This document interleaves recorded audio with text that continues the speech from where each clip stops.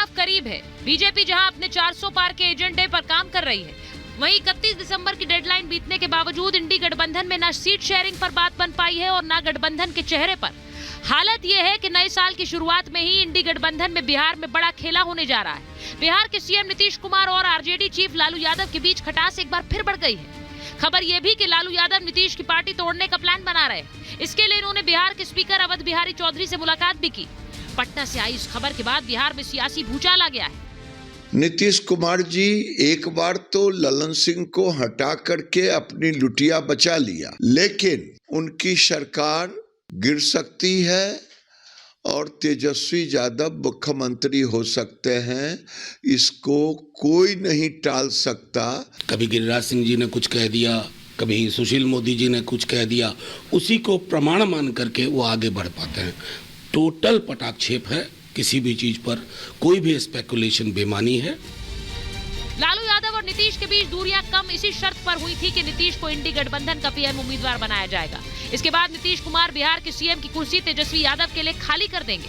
नीतीश को इंडी गठबंधन का अगुवा बताने की भी पूरी कोशिश की गई, लेकिन गठबंधन के अन्य दल भी पीएम उम्मीदवार की महत्वाकांक्षा लिए हुए हैं। यही वजह है कि इंडी गठबंधन में पीएम उम्मीदवार का फैसले पर सहमति नहीं बन पाई। अब लालू ने नीतीश की कुर्सी खाली कराने के लिए उन्हें संयोजक बनाने का पासा फेंका है। कांग्रेस भी लालू के इस खेल में शामिल। कहाँ तो चर्चा थी कि वो विपक्ष का चेहरा बनेंगे, चर्चा थी कि वो बनेंगे संयोजक और तेजस्वी यादव मुख्यमंत्री बन सकते हैं।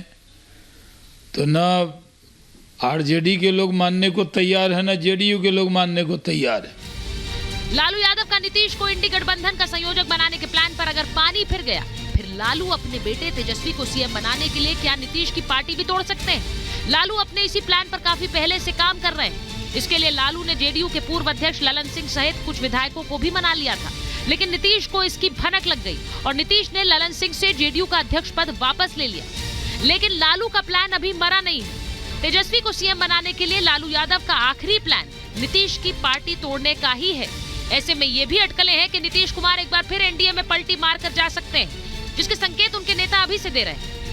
बीजेपी जेडीयू की और महागठबंधन सरकार की चिंता न करे। खरमास के बाद बीजेपी पहले अपना पार्टी संगठन बचा ले, विधायकों को, सांसदों को, यही बहुत बड़ी बात होगी। नए वर्ष में 3 बातें तय हैं।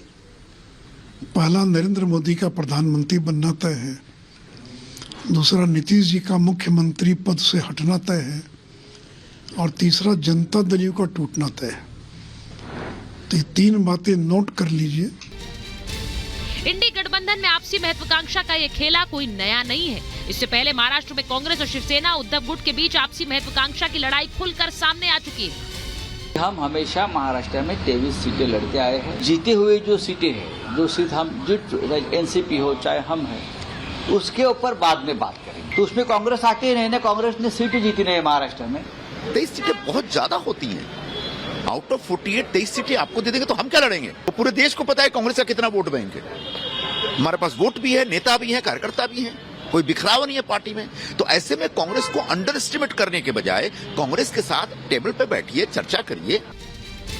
2024 का चुनाव जैसे जैसे करीब आ रहा है, वैसे वैसे इंडी गठबंधन की दरारें खुलकर सामने आने लगी हैं। ज्यादातर राज्यों में कांग्रेस के साथ उनके घटक दलों के बीच मतभेद ही है। यही वजह है कि इंडी गठबंधन में टूट की खबर हर राज्य में जोर पकड़ रही है। लेकिन सवाल ये कि क्या इंडिया गठबंधन में टूट की पहली खबर बिहार से आने वाली है? Bureau report, Republic Bharat.